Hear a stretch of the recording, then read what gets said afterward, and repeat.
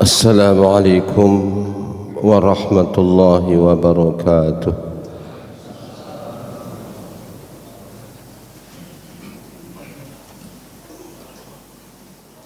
Allahu Akbar, Allahu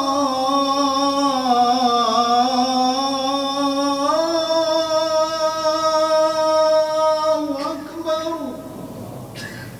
La ilaha illallah.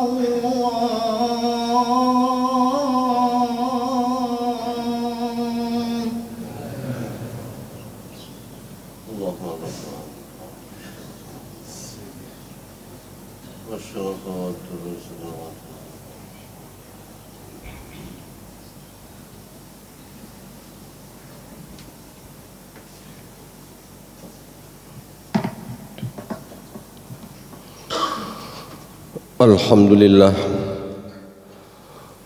alhamdulillahilladzi akramana bil aqli wad din, walladzi syarrafana bil islam wal iman wal ihsan wal yaqin. Asyhadu an la ilaha illallah wahdahu la syarika lah, syahadatan tunji qailaha min adzabin alim. وأشهد أن سيدنا ونبينا محمدا عبده ورسوله الصادق الوعد الأمين. اللهم فصل وسلم وبارك على سيدنا محمد وعلى آله وأصحابه أجمعين. أما بعد، فيا عباد الله، أوصيكم ونفسي بتقوى الله فقد فاز المتقون. وقال تعالى في كتابه الكريم: أعوذ بالله من الشيطان الرجيم. يا أيها الذين آمنوا آمنوا بالله ورسوله والكتاب الذي نزل على رسوله. الآية. Ma'asyiral muslimin rahimakumullah. Hadirin kaum muslimin jamaah salat Jumat, mudah-mudahan mendapatkan ridha dari Allah Subhanahu wa taala. Marilah selagi kita masih diberikan kesempatan untuk menjalani hidup ini, kita selalu pelihara iman dan takwa kita kepada Allah. Karena hanya dengan iman dan takwa, insya Allah kita akan meraih keselamatan, kebahagiaan dunia dan di akhirat nanti. Tanpa iman dan takwa, kita akan kehilangan segala-galanya. Hadirin kaum muslimin yang dimuliakan Allah, perjalanan hidup yang kita sedang jalani adalah perjalanan yang tidak terbatas, seperti yang dikatakan oleh Khalifah Umar bin Abdul Aziz. Beliau katakan, innakum khuliqtum lil abadi la lil fanahi. Bahwa kamu sekalian diciptakan oleh Allah bukan untuk sementara, tapi untuk selamanya. Ghairu annakum tantaqiluna min alamin ila alamin, min alamil arwah ila alamil arham, wa min arham ila alamid dunya, wa min ad-dunya ila alamil barzah, wa min al-barzah ila alamil mahsyar, thumma tusaquna ilal jannati am ilan nar. Kamu diciptakan Allah selamanya, hanya saja kamu itu berpindah-pindah dari satu alam ke alam yang lain. Dari alam arwah berpindah ke alam rahim. Setelah dari alam rahim berpindah ke alam dunia. Dari alam dunia berpindah lagi ke alam barzah. Kemudian ke alam mahsyar. Selanjutnya kamu akan digiring. Apakah digiring menuju pada surganya Allah, atau sebaliknya digiring kepada neraka. Inilah perjalanan yang ditetapkan oleh Allah Subhanahu wa taala begitu panjangnya. Di setiap perjalanan sudah tentu banyak problema, banyak masalah. Artinya kita sebagai manusia itu tidak yang bermasalah. Semuanya bermasalah. Baik individu kita banyak masalah. Sebagai warga atau sebagai anggota keluarga juga masalah. Sebagai anggota masyarakat masalah. Tidak ada yang tidak bermasalah. Baik dalam ekonominya atau katakan kita juga sedang menghadapi tahun politik, kita akan menghadapi banyak masalah. Siapapun tidak ada yang bisa menghindar. Setidaknya kalau tidak bisa menghadapi, dia harus bertahan. Demikian besarnya.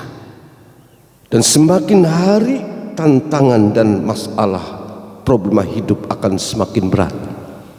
Rasul sallallahu alaihi wasallam bersabda, la ya'ti zamanun ala ummati illa wallazi ba'dahu syarrun minhu. Tidak akan datang satu masa kepada umatku, pasti sesudahnya akan lebih berat, lebih beragam. Disitulah maka pentingnya kita tetap berusaha untuk kita berpegang memelihara iman dan takwa kita kepada Allah. Maka dalam kesempatan ini saya ingin menyampaikan nasihat Rasulullah kepada Abi Dzar khususnya, dan ini tentunya terinspirasi daripada firman Allah Subhanahu wa taala. Di dalam surah An-Nisa Allah berfirman, ya ayyuhalladzina amanu aminu billahi wa rasulih wal kitabil ladzi nazzala ala rasulih wal kitabil ladzi anzala ala rasulih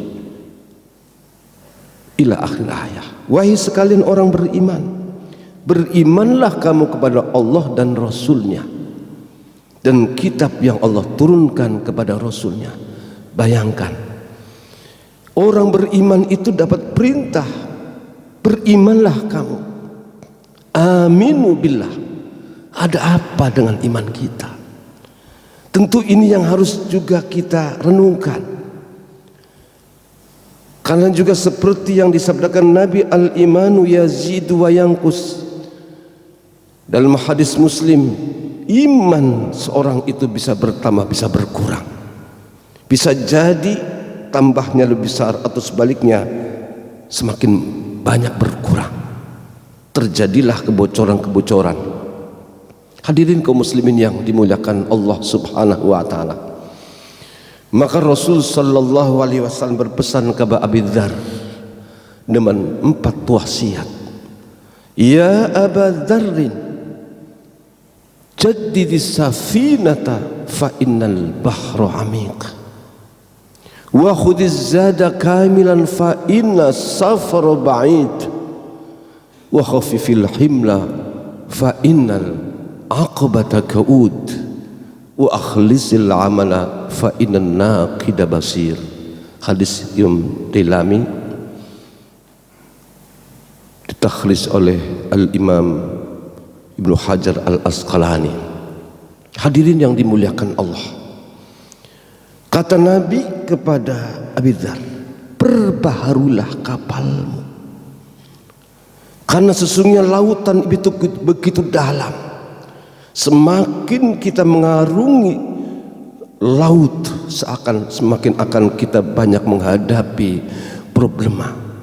Di sana ada badai, di sana ada ombak yang besar, di sana ada binatang yang buas yang mengancam nyawa manusia. Itulah ibarat kehidupan. Oleh sebab itu, maka kendaraan perahu itu harus selalu fresh, baik. Apa yang dimaksud safinah di sini? Adalah syariah, agama kita. Karena syariah itu banyak diumpamakan oleh para ulama dan para sahabat, ibarat safinah adalah kapal laut. Syariah ini yang tentunya mempunyai satu konstruksi yang jangan sampai kemudian kita abaikan. Yang pertama adalah akidah itu sendiri. Kemudian yang kedua adalah syariah dalam arti di sini al-ahkam al-furu'iyah, dan yang ketiga adalah akhlak. Inilah konstruksi daripada bangunan dari syariat agama. Yang pertama adalah kaitan dengan iman, dengan akidah. Yang kedua dengan hukum praktis atau fikih atau sumun syariah, dan yang ketiga adalah akhlak, iman, Islam, dan ihsan. Sudah pasti tiga hal ini. Dalam perjalanan kita mungkin mengalami berbagai kekurangan. Bisa jadi iman kita di sana terjadi kerusakan, kekurangan. Mungkin kita dalam beribadah kurang ikhlas. Mungkin kita menjadi seorang yang masih punya sifat kesombongan. Kadang kita juga punya penyakit kebencian, atau kita suka bertengkar dan sebagainya. Itu saatnya diperbaiki, karena Nabi perintahkan hendaklah harus mampu ketika kita memperbaiki iman kita, minal jahli ilal ilmi, dari sikap bodoh kepada ilmu, dari minal kibri liat tawadu, harus bisa merubah dari sikap takabur kepada rendah hati, wa minal riya ilal ikhlas, dari sifat riya, selalu kita ingin pamer dalam ibadah kita rubah kepada al-ikhlas. Wa minasyakki ilal yakin, bisa jadi kadang orang masih ragu, harus siap berubah kepada keyakinan dan selanjutnya. Belum dalam syariatnya, dalam masalah keislaman kita, mungkin ibadah kita, sholat kita, zikir kita dan sebagainya, masih banyak kekosongan. Dan selanjutnya adalah ihsan, perilaku akhlak. Inilah konstruksi daripada syariah itu. Nah, hadirin dimuliakan Allah Subhanahu wa taala. Kemudian juga kita harus menyadari bahwa bahan dasar daripada syariah ini yang penting adalah ketuhanan dan kemanusiaan. Kadang kita melihat orang yang beragama, dia hanya fokus pada ritualnya ada, sementara keyakinan kadang diabaikan. Ada orang yang selalu perhatikan masalah keimanan, bicara tentang keyakinan, tapi kadang ritualnya juga kurang bagus. Dan kemudian orang yang imannya bagus, kemudian sangat bagus, tapi kadang ihsannya, perilaku akhlaknya itu kurang baik. Itulah memang serba-serbi perubahan daripada keagamaan. Dan yang tadi, bahwa dasar ataupun bahan dasar daripada agama ini pun juga suka diabaikan, padahal inti agama itu adalah ketuhanan kemanusiaan. Sebelum ada Islam, sebelum ada perintah sholat, sebelum ada perintah zakat dan sebagainya, dua hal ini telah selalu dipropagandakan, selalu disampaikan oleh para nabi sampai pada junjungan kita Nabi besar Muhammad sallallahu alaihi wasallam. Satu ketika diceritakan dalam hadis yang panjang, ada seorang sahabat namanya adalah Abi Abbas As-Sulami, Abbasah As-Sulami. Dia katakan begini, kuntu raghiban an alihati, saya sudah muak dengan Tuhan yang aku sembah karena tidak bisa buat apa-apa. Saya mendengar bahwa di sana ada seorang Muhammad, katanya dia seorang nabi. Dia ingin bertemu, Dan pada saat itu seperti yang diharapkan, di jalan dia bertemu dengan seorang yang ternyata itu adalah Muhammad. Ditanya oleh Abasa ini, siapa engkau? Aku Muhammad. Atau apakah engkau seorang nabi? Betul, ana nabiyun. Bima arsalta, dengan membawa risalah, misi apa engkau hai Muhammad? Kenapa kata Nabi engkau bertanya itu? Kuntu raghiban an alihati, saya sudah muak dengan segala keyakinan yang ada. Lalu Nabi menjawab, ursiltu atau bu'itu li'an yusala bainal arham antu solal arham. Yang pertama, aku diutus oleh Allah untuk selalu menjaga silaturahmi, memperkuat persaudaraan. Ini yang pertama. Yang kedua, antuqal dima, aku diperintahkan agar tidak lagi terjadi pertumpahan darah dan tidak ada satu sengketa, perkelahian, percekcokan, kecuali hadir Rasulullah sallallahu alaihi wasallam. Ini sebelum ada perintah sholat dan lain sebagainya. Yang ketiga kata Nabi, subulu, aku diperintahkan agar jalan-jalan kemanapun, akses dari satu tempat ke tempat yang lain, ada semuanya aman. Orang berjalan, orang pergian kemanapun dia aman. Wa an yu'badallahu wala yusyrika bihi syai'a.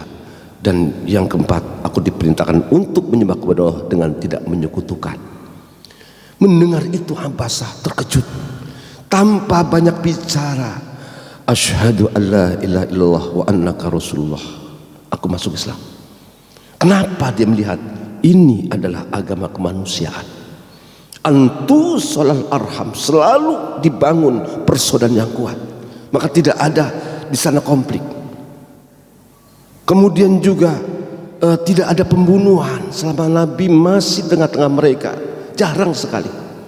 Dan juga jalan menjadi aman. Ini kemanusiaan. Tapi ini kadang dilupakan oleh kita. Semangat untuk kita menciptakan rasa aman, jangan sampai terjadi perpecahan, padahal itu bagian agama yang penting. Nah, inilah hadirin sekalian Allah Subhanahu wa taala, memang perlu kita perbaiki kendaraan safinah syariat kita itu. Kemudian yang kedua, wasiat Nabi kepada Abi Dzar, wa khudhiz zada kamilan fa inna safar ba'id. Perjalanan ini jauh. Kita bukan cuma menghadapi kehidupan dunia, di sana kita juga akan hidup di alam barzah, selanjutnya dalam mahsyar. Kalaulah seandainya kita bepergian mengadakan satu perjalanan yang jauh, tentu persiapan pun harus sempurna.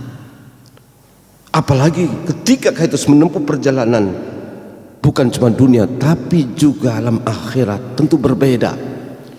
Kemungkinan atau andai kata kita katakanlah dalam perjalanan menuju ke Surabaya umpama, di tengah jalan kita lemah, kita sakit, kita tergeletak di jalan, sudah pasti ada orang yang membantunya. Tapi ketika kita sedang menuju alam barzah, di alam akhirat, kemudian kita terpapar, kita tergeletak, kita sakit, siapa akan membantu? Siapa bela? Karena masing-masing orang sibuk dengan urusannya. Itulah pentingnya bahwa kita harus banyak bawa amal yang cukup. Sampai Nabi pun juga dalam kesempatan yang lain, seandainya besok terjadi hari kiamat dan kau bisa menanam pohon, tanamlah pohon itu. Artinya jangan sampai kita kehilangan yaitu momentum untuk kita berbuat, karena memang dunia adalah darul amal, negeri untuk berbuat. I'malu fasarallahu amalukum wa rasul wal mu'minun. Berbuatlah kamu, karena apa yang kamu lakukan dilihat oleh Allah, Rasul dan orang mukmin.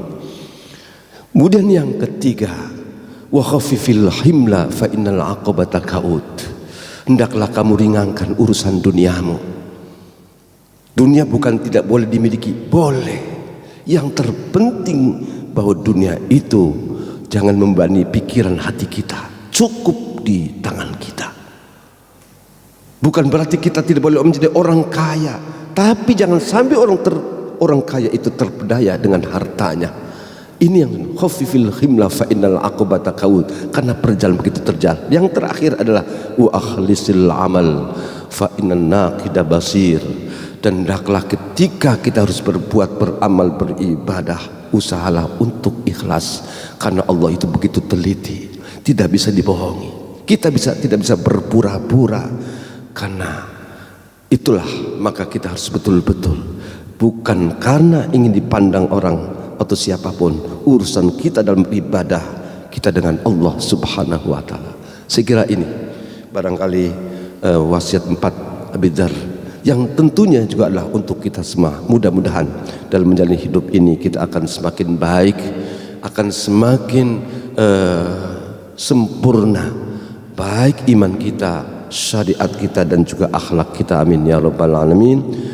A'udzubillahi minasyaitonir rajim. Bismillahirrahmanirrahim. Wal 'asri innal insana lafi khusr illa alladziina amanu wa 'amilus shalihat wa tawassaw bil haqq wa tawassaw bis sabr. Barakallahu li wa lakum fil Qur'anil 'azim wa nafani wa iyyakum mimma fihi minal ayati wadh-dhikril hakim wa taqabbala minni wa minkum tilawatahu innahu was-sami'ul 'alim. Fastaghfiruhu innahu wal ghafurur rahim.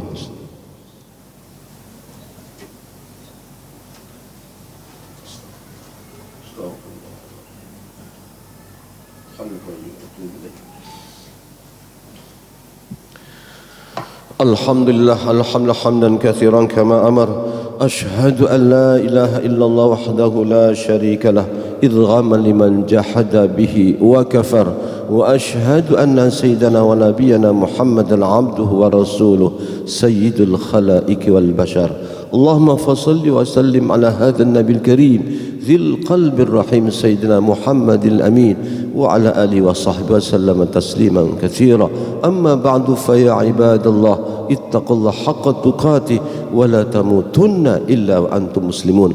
Wa'lamu anna Allah amarakum bi amrin bada'a fi bi nafsihi wa thanna bi malaikatihi al-musabbihati bi qudsihi wa qala ta'ala wa lam yazal qailan 'alima.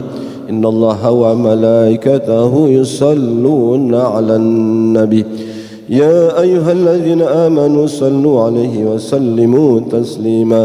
Allahumma salli 'ala sayyidina Muhammad wa 'ala ali sayyidina Muhammad warda'il khulafa'ir rasyidin Abi Bakr wa Umar wa Uthman wa Ali wa an baqiyatis sahabati ajma'in wa 'ala tabi'in wa 'ala tabi'in wa 'alaina ma'akum bi rahmatika ya arhamar rahimin. Allahumma ighfir lil mu'minina wal mu'minat muslimina wal muslimat al ahya'i wal amwat. Allahumma arham ummat sayyidina Muhammad. Allahumma aslih ummat sayyidina Muhammad. Allahumma ansur ummat sayyidina Muhammad.